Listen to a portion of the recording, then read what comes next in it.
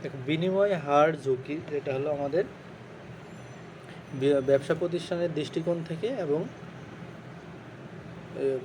আমাদের বিনিময় হার ঝুঁকি ব্যবসা প্রতিষ্ঠান দৃষ্টিকোণ এবং বিনিয়োগকারী দৃষ্টিকোণ হতে এটার মধ্যে তিন প্রকার, যেখানে আমাদের তিন প্রকারের প্রথমে ছিল আমাদের বিশেষ ঘটনার ঝুঁকি, তারপরে ক্রয় ক্ষমতার ঝুঁকি, আর তারপরে হলো আমাদের বিনিময় হার ঝুঁকি।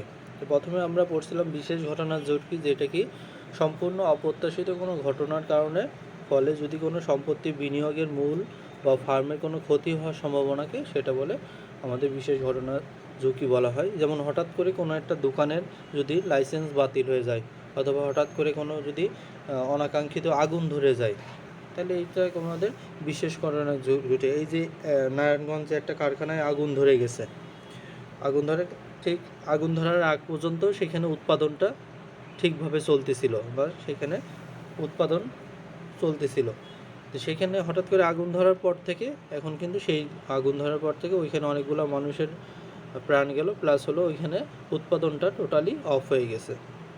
যে অপ্রত্যাশিত কোনো ঘটনা, এই কারণে যে সকল ঘটনাগুলো হয়ে থাকে সেগুলো হলো আমাদের বিশেষ ঘটনার ঝুঁকি। বুঝতে পারছো? এরপরে আমাদের ক্রয় ক্ষমতার ঝুঁকি কোনটা, যেটা হলো মুদ্রাস্ফীতির কারণে সৃষ্ট ঝুঁকিকে ক্রয় ক্ষমতার ঝুঁকি বলা হয়। এখন মুদ্রাস্ফীতি কি, যেটা আমাদের জেনারেল প্রাইস লেভেল আর ইনক্রিজ ডে বাই ডে, মানে আমাদের যেটা মূলত সবসময় যেটা সচরাচর ক্রয় বিক্রয় হয় যেই পণ্যটা, কিন্তু এটা থেকে যদি বৃদ্ধি পেতে থাকে দামটা, একটা জিনিসের দাম 10 টাকা হলে তার থেকে বৃদ্ধি পেয়ে 20 টাকা 30 টাকা বা হলো 11 টাকা 12 টাকা, যত টাকা বৃদ্ধি পাবে এই বৃদ্ধি পাওয়ার সাথে সাথে এই ক্রয় ক্ষমতাটা হ্রাস পায় আমাদের। এবং মুদ্রাস্ফীতি ক্রয় ক্ষমতার সাথে বিপরীত সম্পর্ক বিদ্যমান। যদি মুদ্রাস্ফীতি বৃদ্ধি পায় আমাদের ক্রয় ক্ষমতা হ্রাস পাবে, মুদ্রাস্ফীতি যদি কমে যায় আমাদের ক্রয় ক্ষমতা বৃদ্ধি পাবে, বিপরীত সম্পর্ক বিদ্যমান। ওয়ালাইকুম আসসালাম। দেখো তাহলে ক্রয় ক্ষমতার বৃদ্ধি হ্রাস পাবে এবং সুতরাং আমরা মুদ্রাস্ফীতি বিনিয়োগ হতে প্রাপ্ত নগদ প্রবাহকে প্রভাবিত করে এবং যে সকল ফার্মের প্রতিষ্ঠিত মূল্য স্তরে পরিবর্তনের সাথে সাথে পরিবর্তন হয় তাকে ক্রয় ক্ষমতার ঝুঁকি কম হয়। এবং অপরপক্ষে যে সকল ফার্মের নগদ প্রবাহ সাধারণ মূল্য স্তরের সাথে পরিবর্তিত হয় না, সেই সব ফার্মের বিনিয়োগের নগদ প্রবাহের ক্রয় ক্ষমতার ঝুঁকি বেশি হয়। এগুলো আমাদের গতকালের পড়া, আমরা এগুলো একটু রিভিউ করলাম। এরপরে আমাদের লাস্ট আরেকটা পয়েন্ট বাকি আছে, সেটা হলো বিনিময় হার ঝুঁকি। দেখো, আমরা যখন আমদানি রপ্তানি করি তখন আমাদের এই বিনিময় হার বা বিনিময় করতে হয়, সেটা দেখো সেটা কিভাবে বিনিময় করতে হয় আমাদের, যে বাংলাদেশের টাকা এবং অন্য দেশের যেই মানগুলো আছে, ধরো বাংলাদেশে হলো যেই প্রচলিত কি টাকা দ্বারা, কিন্তু ইন্ডিয়ায় প্রচলিত কি সেটা রুপি দ্বারা প্রচলিত। যে ইন্ডিয়ার যেই লেনদেন করে যেই কাগজের মুদ্রা দ্বারা, এই মুদ্রাকে বলা হয় তারা রুপি বলে। আমেরিকায় তারা ডলার বলে, তারপরে চীনে তারা ইয়েন বলে, তারপর জাপানে ইউয়ান বলে। মানে এক এক দেশের মুদ্রার নাম এক এক রকম, কিন্তু সবাই এটাতে কি ব্যবহার করে, লন্ডনে পাউন্ড বলে। হ্যাঁ লন্ডনে তো পাউন্ড বলে। হ্যাঁ, লন্ডন হলো যুক্তরাজ্য, লন্ডন, লন্ডন তো দেশ না, এটা হলো যুক্তরাজ্য। লন্ডন হলো রাজধানী। হ্যাঁ, ইয়ে করে তো ওইখানেও আমাদের যুক্তরাজ্য যেটা বলা হয়, যুক্তরাষ্ট্র হলো আমেরিকা আর যুক্তরাজ্য হলো তোমার সেই লন্ডন বলো ইংল্যান্ড বলে, ওইটা হলো যুক্তরাজ্য। দুটো কিন্তু আলাদা দেশ, একটা হলো যুক্তরাষ্ট্র সেটা হলো আমেরিকা, আর যুক্তরাজ্য হলো সেটা হলো ইংল্যান্ড। এবং যুক্তরাজ্যের রাজধানীর নাম কি? লন্ডন। ঠিক আছে, আমেরিকার রাজধানীর নাম কি জানো তোমরা? New York. আচ্ছা, ঠিক আছে। তারপর আমাদের আসসালামু আলাইকুম। ওয়ালাইকুম আসসালাম। দেখো তাহলে আমাদের এই যখন আমরা আমদানি রপ্তানি করি, এই আমদানি রপ্তানির সময় আমাদের এই বিনিময় হারটা প্রয়োজন হয়। এই বিনিময় আমদানি রপ্তানি যখন করি, কারণ আমাদের দেশের মুদ্রার সাথে অন্য দেশের মুদ্রার মান সমান হতে পারে, নাও হতে পারে।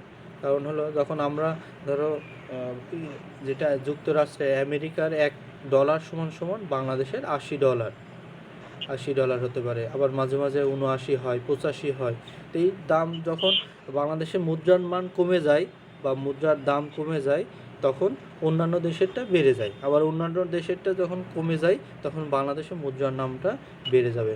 এটা হলো এটাও চাহিদা যোগানের উপর নির্ভর করে আমাদের মুদ্রার মানটা, যে পণ্যের দাম যেমন আমাদের কমে বাড়ে, যে 1 টাকা যে পণ্য থেকে বাড়ে, একবার কমে যায় একবার বেড়ে যায়, এভাবে আমাদের বিনিময় হারেও আমাদের মুদ্রার মান বা বিনিময় ক্ষেত্রে আমাদের এই মুদ্রার নাম কখনো বাড়ে কখনো কমে। এখন দেখো এই মুদ্রার মান কি বলে, আমাদের সংজ্ঞা আছে কি, মুদ্রার বিনিময় হারের হ্রাস বৃদ্ধির ফলে যে ঝুঁকি সৃষ্টি হয় তাকে বলা হয় বিনিময় হার ঝুঁকি। তাহলে মুদ্রার মান যেটা আমাদের আছে, যে এখন বাংলাদেশের ধরো আমেরিকার $1 এখন বাংলাদেশের 80 টাকা সমান। এখন এই টাকা যদি বেড়ে আমাদের যদি হয়ে যায় যে আমেরিকার $1 সমান বাংলাদেশের $85 টাকা, বা আমেরিকার $1 সমান ওদের মুদ্রার মান ঠিক আছে, কিন্তু এই ক্ষেত্রে আমাদের মুদ্রার মান কমে গেছে। বলতো বাংলাদেশের এই যে 80 টাকা থেকে 85 টাকা হলো আমাদের টাকার দিতে হলো $1 বিনিময়ে, এটা কি আমাদের মুদ্রার মান বাংলাদেশের মুদ্রার মান কি কমে গেছে নাকি বেড়ে গেছে?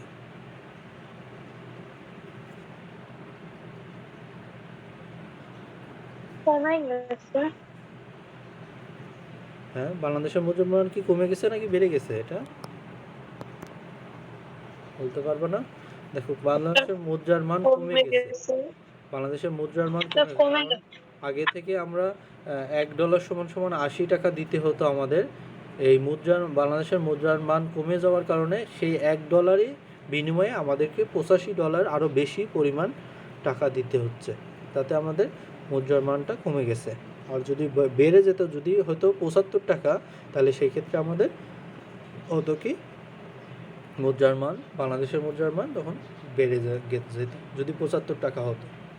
তাই এখানে একটা উদাহরণ আছে, দেখো বেক্সিমকো কোম্পানি লিমিটেড যদি মার্কিন যুক্তরাষ্ট্রের কোনো কোম্পানির $20,000 সিকিউরিটি তোমার 80 টাকা সমান $1, মানে তারা একটা আমেরিকায় একটা ডলার একটা সিকিউরিটি ক্রয় করতে চায়, যেটা হতে পারে সেটা শেয়ার বাজারে অথবা বন্ড হতে পারে, যে সেই সকল সিকিউরিটি বন্ডগুলো কত বিনিময়ে তারা বিনিয়োগ করছে, $1 সমান $1 সমান 80 টাকার বিনিময়ে আমাদের বিনিয়োগ করেন।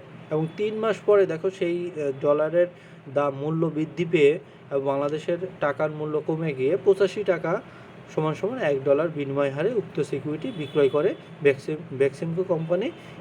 এর আয় দাঁড়াবে বিনিয়োগ সমান 80 আমাদের বিনিয়োগ করছে কত, 80 প্রতিটা $80 করে, 80 টাকা করে, সেটা হলো আমাদের $20,000 যেটা করছে, তাহলে $20,000 হলে আমাদের 16 লাখ টাকার বিনিয়োগ করছে বাংলাদেশি টাকায় আর কি। আমেরিকার টাকায় $20,000, কিন্তু বাংলাদেশি টাকায় সেটা কত, 16 লাখ টাকা বিনিয়োগ করছে। এবং এই দামটা বৃদ্ধি 3 মাস পরে যখন আমাদের $85 হয়ে গেল, 85 টাকা হয়ে গেল প্রতিটা মূল্য, ডলারের মূল্য, তখন শুধুমাত্র ডলারের দাম বৃদ্ধি পাওয়াতে আমাদের ইনকাম হবে কত, দেখো $20,000 ইন্টু 25 সমান 17 লাখ টাকা, যে আপনার লাভ হবে আমাদের 1 লক্ষ টাকা। বুঝতে পারলে সবাই? এটা এখানে দেখো সুন্দরভাবে করে দেওয়া আছে যে আমাদের বিনিয়োগ যদি যখন আমাদের 80 টাকা মূল্য ছিল সমান $1, তখন আমাদের বিনিয়োগ ছিল কত, 20,000 ইন্টু 80 দিলে আমাদের $16 লাখ আমাদের বিনিয়োগ ছিল, মানে আমরা ইনভেস্ট করছি। এরপরে যখন আমাদের 3 মাস পরে এই ডলারের মূল্যটা বৃদ্ধি পেয়ে আমাদের 85 টাকা হয়ে যায়, তখন সেটা শুধুমাত্র দাম বৃদ্ধির কারণে, দাম বাড়ার কারণে আমাদের কত টাকা হয়, 17 লাখ টাকায় আমরা বিক্রয় করি। তাহলে আমাদের 3 মাস পরে আমাদের 1 লক্ষ টাকা লাভ হয়ে যায়।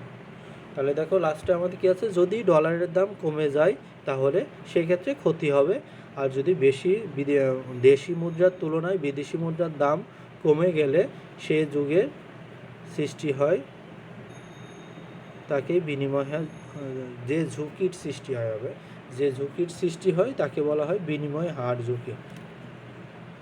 বুঝতে পারছো? তাহলে বিনিময় হার ঝুঁকিটা কি? আমাদের বিনিময়ের ক্ষেত্রে এই যে আমরা মুদ্রা বিনিময়ের ক্ষেত্রে যে সকল দাম বাড়া বা কমার ক্ষেত্রে যে ঝুঁকি সৃষ্টি হয় সেটা হলো আমাদের এই বিনিময় হার ঝুঁকি। এটা শুধু আমাদের ডলারের ক্রয় বিক্রয়ের ক্ষেত্রে আমাদের এটা বলা হলো। তো এটা আমাদের হতে পারে পণ্যদ্রব্য ক্রয় বিক্রয়ের ক্ষেত্রেও।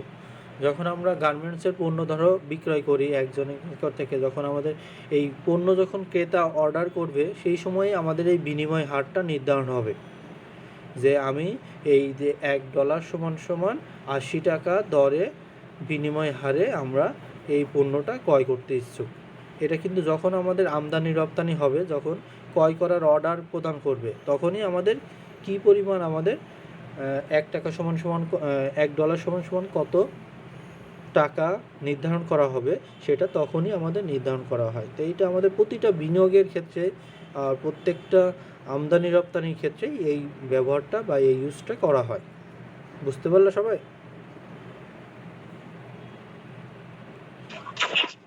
আদর্শ বিচ্যুতি আমাদের আদর্শ বিচ্যুতি কাকে বলে? আদর্শ বিচ্যুতি হচ্ছে ঝুঁকি পরিমাপের একটি পদ্ধতি যার মাধ্যমে অতীতে অর্জিত আয় থেকে গড় আয়ের হারের পার্থক্যর বর্গের সমষ্টিকে আমাদের বছরের সংখ্যা দ্বারা ভাগ করলে তাকে বলা হয় এই ভাগ করা হয় এবং এই ভাগফলকে বর্গমূল করা হয়।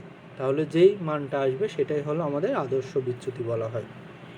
তো এই আদর্শ বিচ্যুতি সূত্রটা দেখো নিচে লেখা আছে, সামেশন সমান সিগমা। এই মানটাকে বলা হয়, নাম হলো সিগমা।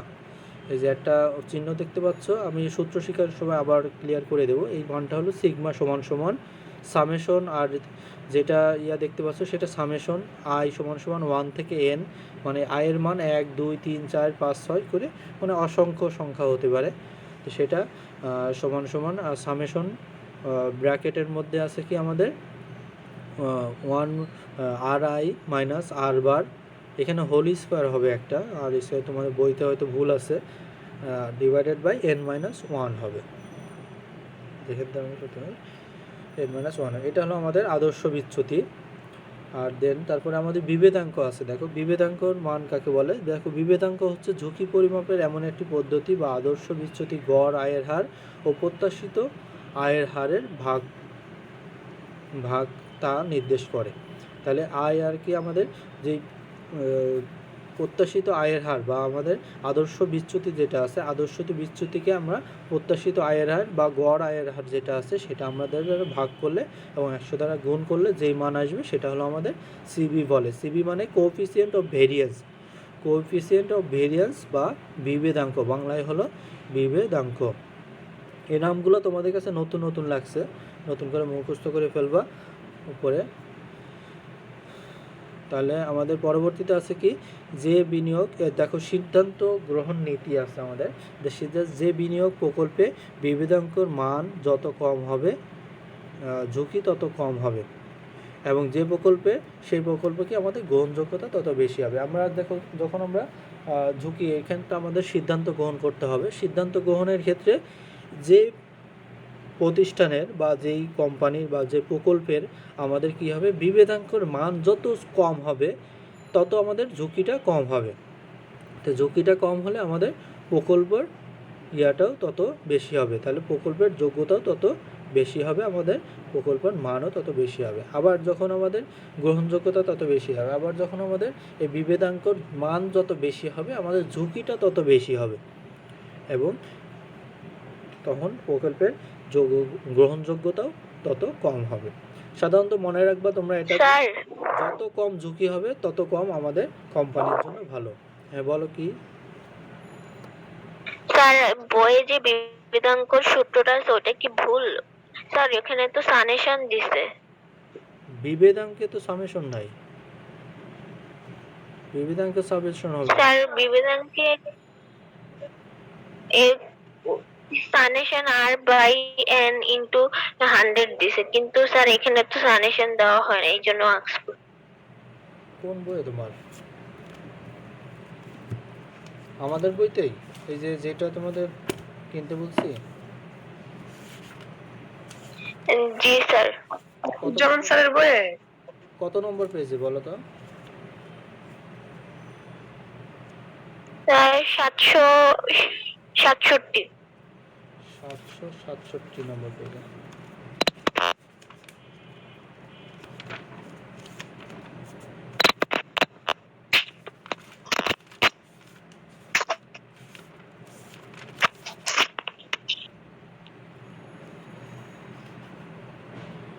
ওই 767 নম্বর পেজে তোমার বিভেদাঙ্ক কোথায় পেলা? এখানে তো আদর্শ বিচ্যুতি সিগমার মান আছে।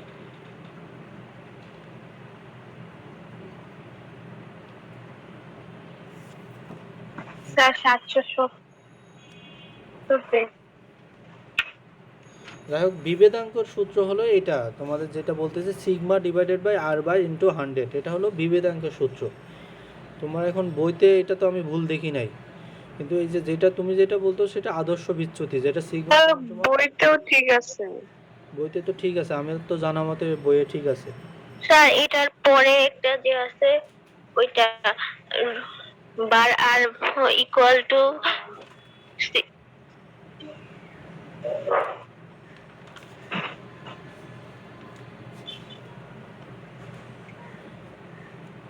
না, শোনো, এটা আমি যেটা বলতেছি সেটাই লেখো, যেটা এখন কোথায় ভুল আছে আমি আসলে খুঁজে পাচ্ছি না। আমার তো মানে বইতে ভুল ঠিকই আছে। দেখো তোমার বইতে কোথায় ভুল আছে সেটা তুমি জানো। দেখো, এটা হবে আদর্শ, একটা হলো আদর্শ বিচ্যুতি আর একটা হলো আমাদের সিবির মান বলা হচ্ছে। তাহলে আদর্শ বিচ্যুতি যেটা আছে সেটা হলো সামেশন থাকবে, summation R I minus R bar whole square হবে এখানে, r I minus R bar whole square আর ডিভাইডেড বাই আমাদের n মাইনাস ওয়ান, এটা হবে। তাহলে সেই ক্ষেত্রে আমাদের আদর্শ বিচ্যুতি হবে। এখন দেখো আমরা সূত্রগুলো শিখি। আমরা সূত্রগুলো দেখো, প্রশ্নে সম্ভাবনার মান দেওয়া না থাকলে তখন আমাদের দুইটা সূত্র হবে। একটা হলো আমাদের প্রত্যাশিত আয়ের হার, প্রত্যাশিত আয়ের হার বা মুনাফার হার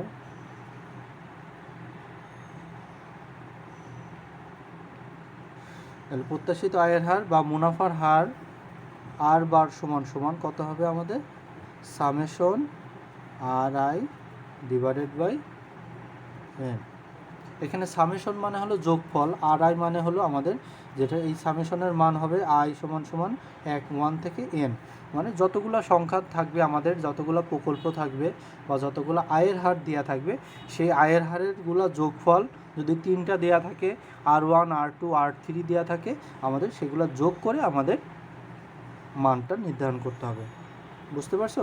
যে আমাদের এটা যদি আমি ইলাবোরেটলি লিখি, তখন আমাদের R1 যোগ R2 যোগ R3 যোগ dot dot dot plus RN divided by n, মানে এগুলার যখন আমি যোগ করব, এই সামেশন মানে হলো যোগফল বা যোগ করা।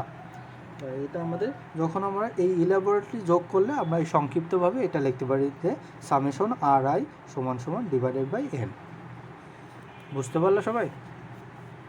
এবার প্রত্যাশিত আয়ের হারের সূত্র হলো, এবার আমাদের কি হবে, এবার হলো আদর্শ বিচ্যুতি বা পরিমিতি ব্যবধান। আদর্শ বিচ্যুতি বা পরিমিতি ব্যবধান। তাহলে আদর্শ বিচ্যুতি বা পরিমিতি ব্যবধান, এই চিহ্নকে কি বলা হয়? সিগমা বলা হয়। তো নতুন একটা চিহ্ন শিখলাম আমরা, যেটার নাম কি সিগমা, যেটা তোমরা ভালো করে মনে রাখবা এবং খাতার মধ্যে পাশে লিখে রাখো, খাতার মধ্যে পাশে লিখে রাখো যে এই চিহ্নটাকে বলা হয় আমাদের সিগমা। এই সিগমার শুদ্ধ সূত্র কি আমাদের, বা আদর্শ বিচ্যুতির সূত্র সামেশন আই সমান সমান 1 থেকে n এর মান সামেশন আর আই মাইনাস আর বার, যেই আর বারের মান এখানে বের করলাম সেই আর বার হলো এইটা আর বার। আর আর আই মানে কি, R1 বা যতগুলো আমাদের আয়ের হার দেওয়া থাকবে সেই আয়ের হার, এর উপরে কি হবে স্কোয়ার হবে ডিভাইডেড বাই n মাইনাস 1 হবে, এবং টোটালটা আমাদের রুট ওভার হবে। বুঝতে পারলাম যে আমাদের এই দুইটা সূত্র কখন ইউজ হবে? যখন প্রশ্নের সম্ভাবনার মান দেওয়া থাকবে না। সবাই এই জিনিসটা খুবই গুরুত্বপূর্ণ মনে রাখবা। প্রশ্নের মধ্যে যখন আমাদের সম্ভাবনার মান দেয়া থাকবে না, সেই ক্ষেত্রে আমাদের প্রত্যাশিত আয়ের হার বা মুনাফার হার সূত্র হলো summation R I divided by N, এবং আদর্শ বিচ্যুতির মান কি আমাদের summation R I minus R bar whole square divided by N minus one. বুঝতে পারলাম? তাহলে এই জিনিসটা যদি আমরা ভাঙাই, আমরা যদি সামেশন না রাখি, সামেশন ভাঙাই, তখন আমাদের সূত্রটা কি হবে দেখো। যখন আমরা এটা ভেঙে ফেলবো, যে আর এর মানগুলো আমরা বসাবো আর ওয়ান মাইনাস আর বার হোল স্কোয়ার, তারপরে প্লাস আর টু মাইনাস আর bar whole square plus r three minus আর bar whole square plus dot dot dot dot r n minus আর বার হোল স্কোয়ার। এটা আমাদের যে পর্যন্ত মান থাকবে, অঙ্কে যে কয়টা প্রকল্পে বা যেই কয়টা মান, এখানে তো আমরা ধরে নিচ্ছি অসীম সংখ্যা, সেজন্য এন দ্বারা প্রকাশ করছি। যখন আমাদের মান দেওয়া থাকবে ম্যাথে বা অঙ্কে, আমাদের মান দেওয়া থাকবে, ধরো 3টা মান দেওয়া আছে, তখন আর ওয়ান আর টু আর থ্রি লিখবো। যখন 4টা দেওয়া থাকবে আমাদের আর ওয়ান আর টু আর থ্রি আর ফোর পর্যন্ত লিখবো। যখন 5টা দেওয়া থাকবে তখন আর ওয়ান আর থ্রি আর টু আর থ্রি আর ফোর আর ফাইভ, মানে যতগুলো আর থাকবে আর এর মান আমাদের অঙ্কে দেওয়া থাকবে, সেই কটা মান আমরা লিখতে পারবো। তাহলে আমাদের এই দুইটা সূত্র কখন আমরা ইউজ করব সবাই বলো তো? যখন আমাদের সম্ভাবনার মান দেওয়া থাকবে না। থাকবে না। এবার আমাদের যদি প্রশ্নে সম্ভাবনার মান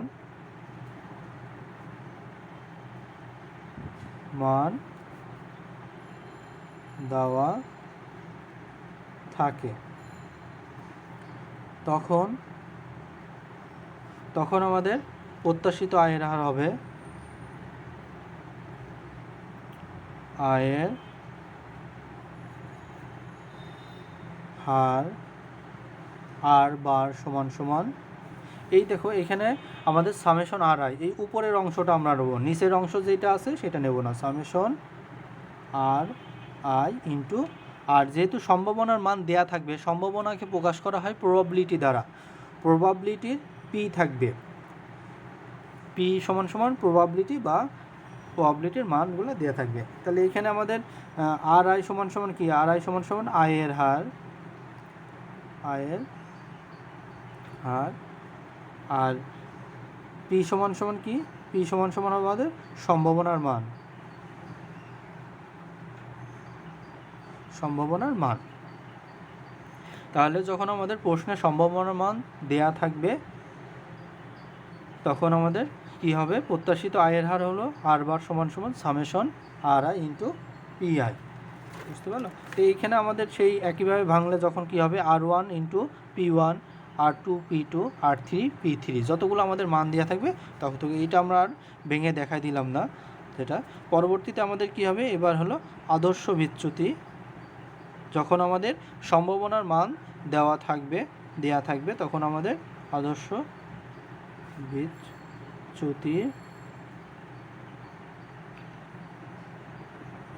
বিচ্যুতি সিগমা সমান সমান এই উপরে, এখানেও উপরের অংশ আসবে, নিচের অংশ বাদ চলে যাবে, শুধুমাত্র পি দ্বারা গুণ হবে। তাহলে root over summation R I minus R bar whole square, উপরে যতটুকু অংশ থাকবে ততটুকুই ইন্টু পিআই, শুধুমাত্র এখানে পিআই দ্বারা, পি দ্বারা কি প্রকাশ করছি আমরা, সম্ভাবনার মান প্রকাশ করছি। তাহলে পি আমাদের কি, পি মান হলো সম্ভাবনা বা প্রবাবিলিটি, যেটা ইংলিশে বলে প্রবাবিলিটি যেটা বলে, এবং পির মান দ্বারা প্রকাশ করি। তাহলে এই দুইটা জিনিস বুঝলা তো? যখন আমাদের প্রশ্নে কি দিয়ে থাকবে, সম্ভাবনার মান দেওয়া থাকবে না, তখন হলো আদর্শ বিচ্যুতির মান, যখন প্রত্যাশিত আয়ের হার হবে summation R I divided by N, এবং যখন সম্ভাবনার মান দেওয়া থাকবে না, তখন আদর্শ বিচ্যুতির মান summation R I minus R bar whole square divide by N minus one. এবং এখানে তারপরে আমাদের এটা ভেঙে করতে হবে।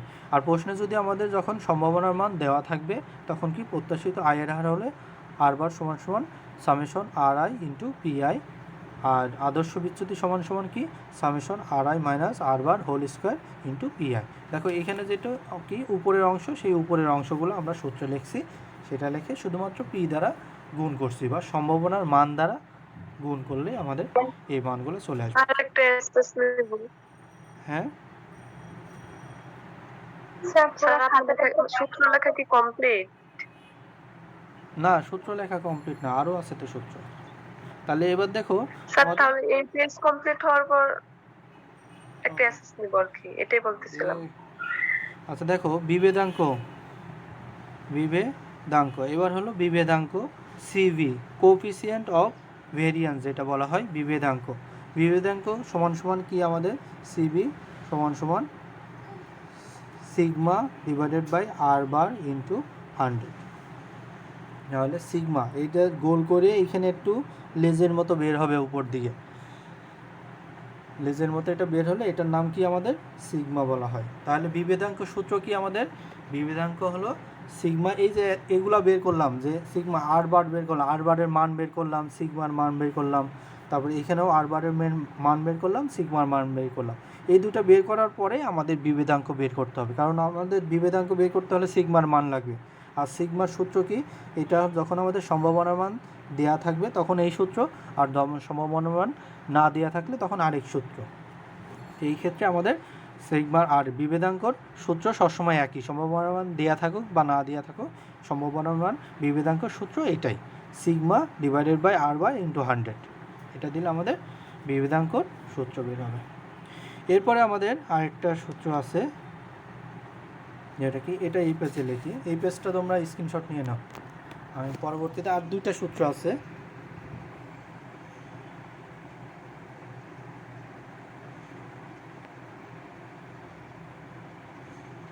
আমরা শিখব কি পোর্টফোলিও আয়ের হারের সূত্র শিখব, পোর্টফোলিও আয়ের হার।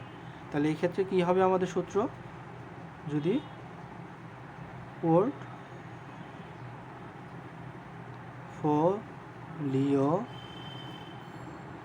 আয়ের হার, পোর্টফোলিও আয়ের হার এটা আমরা প্রকাশ করি আর পি দ্বারা। তাহলে আর পি সমান সমান, এটা নিচে লিখি, আর পি সূত্র একটু বড় আছে, তো আর পি সমান সমান W1 into R1 plus W2 into R2 plus dot dot dot WN into RN। মানে হলো আমাদের যেটা যে পর্যন্ত আমাদের মানগুলো দেওয়া থাকবে বা আমাদের অঙ্কে যেই কয়টা প্রকল্পের কথা বলা থাকবে সেটা লিখবে।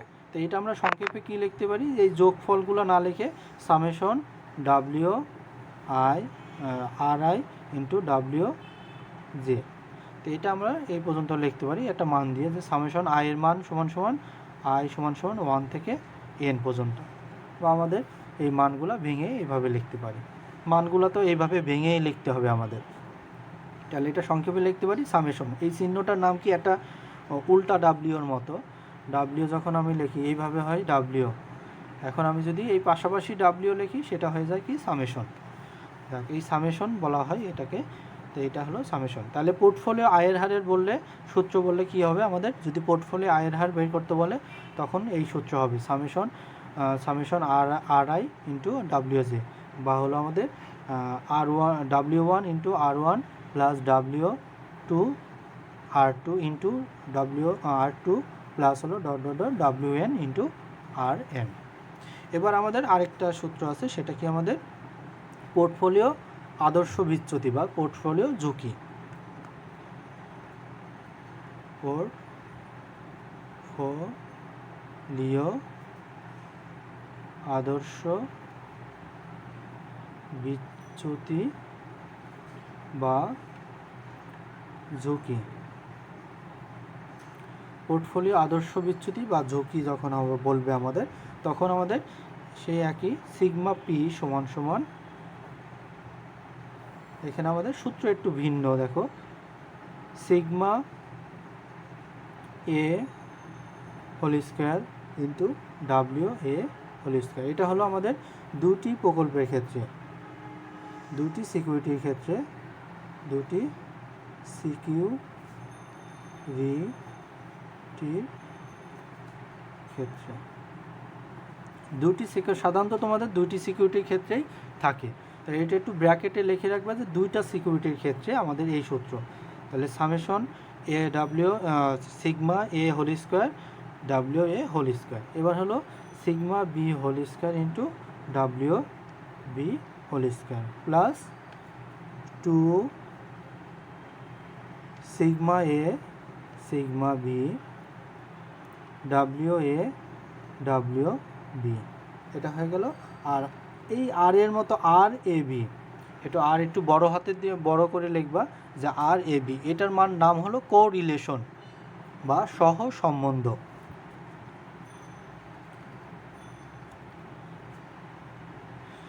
তাহলে এখানে ডাব্লিউর মান সমান সমান কি? ডাব্লিউ হলো ভার আরোপিত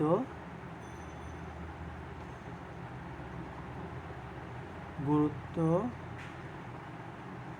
প্রদত্ত গড়, আর আর বার আর এ বি সমান সমান হলো আমাদের সহ সম্বন্ধ, আর ইংলিশে বলে সহ সম্বন্ধ।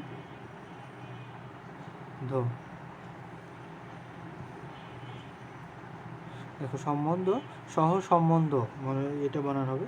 দেখো যেটা আমাদের ভার আরোপিত ডাব্লিউ সমান হলো আমাদের ভার আরোপিত গুরুত্ব প্রদত্ত গড়, আর এটা আর বার হলো সহ সম্বন্ধ, যেটার আমাদের ইংলিশে বলা হয় কোরিলেশন। এই হলো আমাদের মোটামুটি সূত্র, এই কটা সূত্র আর বার। আর এই সূত্রটার ইয়া কি জানো? এই তোমার এ প্লাস বির সূত্র শিখছো না? এ প্লাস বি হোল স্কোয়ারের সূত্র মনে আছে? A square plus B square plus 2ab। এখন এ সমান সমান যদি সিগমা এ ডাব্লিউ এ ধরো, আর বি সমান সমান কি আমাদের সিগমা বি আর ডাব্লিউ বি ধরো, তাহলে এইটা আমাদের দেখো এইখানে আমরা মান বসাই যে এই সিগমা এর মান বসাবো কি? এর মান হলো সিগমা এ ডাব্লিউ এ। তাহলে সিগমা এ মান হলো সিগমা এ ডাব্লিউ এ, আর এর উপর যখন হোল স্কোয়ার আছে আমরা হোল স্কোয়ার। তোমরা এই সূত্রটা 9-10-এ শিখছো না? মনে আছে না? A square plus 2ab plus B square. তা আমি এটা আগে নিয়ে আসছি, এই A plus B whole square, A square plus B square plus 2ab। Plus থাকলে আগে পরে নেওয়া যায়, কোনো সমস্যা নাই। তাহলে এর মান যদি এটা হয় ধরে নাও, এটার এ, আর বির মান হবে যদি এটা, তাহলে সিগমা বি ডাব্লিউ বি টোটালটা ব্র্যাকেট দিয়ে হোল স্কোয়ার প্লাস 2 মান ব্র্যাকেট 2ab। তাহলে 2ab হলো sigma A W A, sigma B W B. আর বাড়তি একটা জিনিস আছে, সেটা কি আমাদের কোরিলেশন আছে। কোরিলেশন কি বলো, কীভাবে প্রকাশ করা হয়? এই 2abর সাথে আমাদের আর এ বিটা যোগ হবে, যেটা সহসম্বন্ধ বলা হয়, আর টোটালটার উপরে রুট ওভার হবে। বুঝতে পারলো সবাই? এটা বড় সূত্র দেখে কেউ ভয় পাইও না, বড় সূত্র দেখে আসলে অত কঠিন না। আমাদের একটা প্রসেসে মনে রাখবা, সেটা কি A plus B whole square, যেটা আমাদের sigma A W A whole square, আর টোটালের উপর রুট ওভার হবে। আর লাস্টে মনে রাখবা শুধু সহসম্বন্ধ বা কোরিলেশনটা আমরা গুণ করব, বা এইটা দেওয়াটা মনে রাখবা। আমরা কি সবাই বুঝতে পারলাম?